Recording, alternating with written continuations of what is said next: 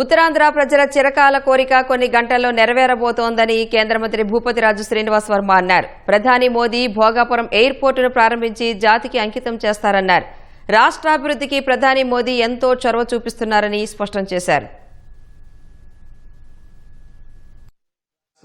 ప్రజల చిరకాల కోరికైనటువంటి భోగాపురం అల్లూరి సీతారామరాజు అంతర్జాతీయ విమానాశ్రయాన్ని మన ప్రీతమ ప్రధాని భారతదేశపు అభివృద్ది ప్రదాత అయినటువంటి శ్రీ నరేంద్ర మోడీ గారు ప్రారంభిస్తున్నారు. 5,000 కోట్ల రూపాయలతో మొదటి దశలోనే ఏటా 60 లక్షల మంది ప్రయాణికులకు సేవలు అందించే విధంగా ఈ విమానాశ్రయాన్ని నిర్మించారు. ఈ అద్భుతమైనటువంటి విమానాశ్రయాన్ని జాతికి అంకితం చేయడానికి ప్రధానమంత్రి శ్రీ నరేంద్ర మోడీ గారు రావడం మనందరికీ కూడా అత్యంత గర్వకారణం. ఆంధ్రప్రదేశ్ రాష్ట్ర అభివృద్ది మీద శ్రీ నరేంద్ర మోడీ గారు చూపిస్తున్నటువంటి ప్రత్యేకమైనటువంటి శ్రద్దకు అందిస్తున్నటువంటి అమూల్య సహకారానికి ఈ విమానాశ్రయ నిర్మాణం ఒక నిదర్శనం.